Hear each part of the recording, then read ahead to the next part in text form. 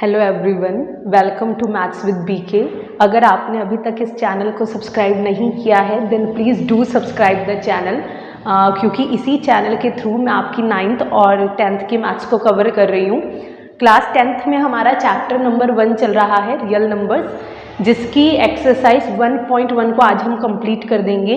Exercise 1.1 के आज हम क्वेश्चन नंबर 4 और क्वेश्चन नंबर 7 को अच्छे से समझने वाले हैं। आज के बाद मैं पूरी कोशिश करूंगी कि आपका इसके अंदर कोई डाउट ना रहे। और अगर आपने पिछली वीडियोस नहीं देखी, बिकॉज इससे पहले मैं बाकी क्वेश्चंस को कवर कर चुकी हूं ऑफ एक्सरसाइज 1.1, तो मैं डिस्क्रिप्शन बॉक्स में लिंक दे दूंगी, जिससे आप वहां से उस प्लेलिस्ट से, उस लिंक से प्लेलिस्ट पे जाके सारी वीडियोस को चेकआउट कर सकते हैं। तो स्टार्ट करते हैं क्वेश्चन नंबर 4 एक्सरसाइज 1.1।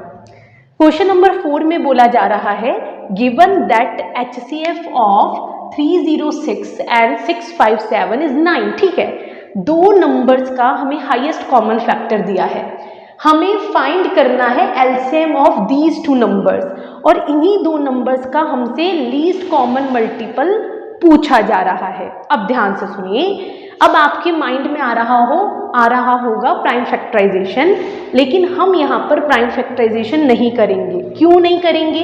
देखिए, मुझे दो नंबर्स का हाईएस्ट कॉमन फैक्टर पता है और मुझे दोनों नंबर्स भी पता है, बस उनका एलसीएम फाइंड आउट करना है। तो वो एग्जामिनर चाह रहा है कि आप वो प्रॉपर्टी यूज करें। प्रॉपर्टी हमने क्या पढ़ी थी, याद कीजिए, क्वेश्चन नंबर 2 ऑफ एक्सरसाइज 1.1, जिसमें हमने वेरिफिकेशन किया था। और वो प्रॉपर्टी अब आप जनरलाइज कर लीजिए, मतलब वो आप कहीं भी यूज कर सकते हैं जहां पर हमारे पास दो नंबर्स होते हैं। तो प्रॉपर्टी क्या थी कि HCF इंटू एलसीएम, किन्हीं दो नंबर्स का जो HCF और एलसीएम है उनका प्रोडक्ट इक्वल होता है उन दो नंबर्स के product of given two numbers. ये जो प्रॉपर्टी है ये सिर्फ दो नंबर्स पर एप्लीकेबल है। अगर दो से ज़्यादा नंबर्स होंगे तो ये प्रॉपर्टी वहाँ पर फेल हो जाती है। और सीबीएसई ने 2025 में इस पर क्वेश्चन पूछा है 3 नंबर्स का देकर भी। तो हमें हमेशा कॉन्सेप्ट को एक फुल फ्लेज वे में समझना है। ठीक है, अब आइए HCF इंटू एलसीएम। तो हमें HCF नजर आ रहा है, HCF क्वेश्चन में 9 गिवन है, एलसीएम हमें फाइंड आउट करना है, हमें एलसीएम नहीं पता। प्रोडक्ट ऑफ टू नंबर्स बोले तो 306 इंटू 657। अब मुझे बताइए, मुझे एलसीएम फाइंड आउट करना है, तो 9 को हटाइए यहाँ से।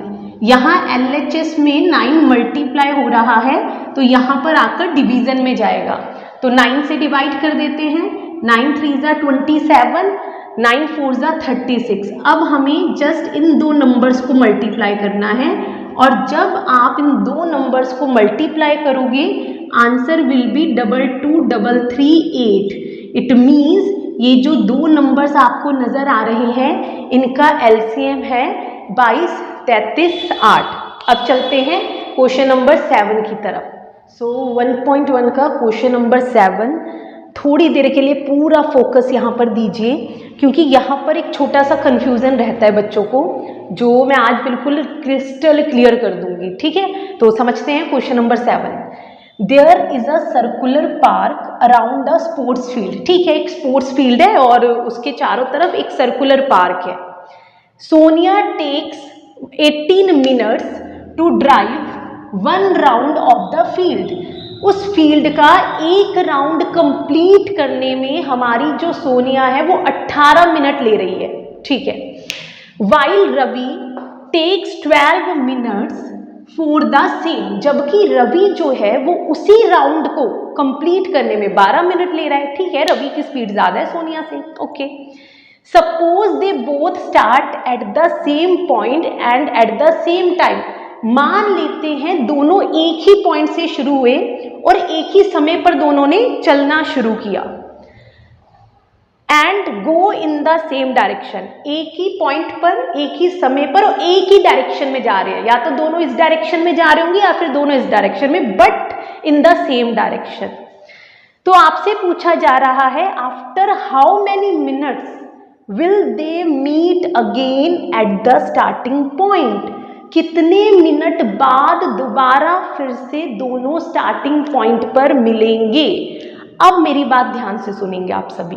देखिए, इस क्वेश्चन में अक्सर हमें कंफ्यूजन रहता है कि HCF फाइंड आउट करना है या LCM, या ऐसे क्वेश्चंस में।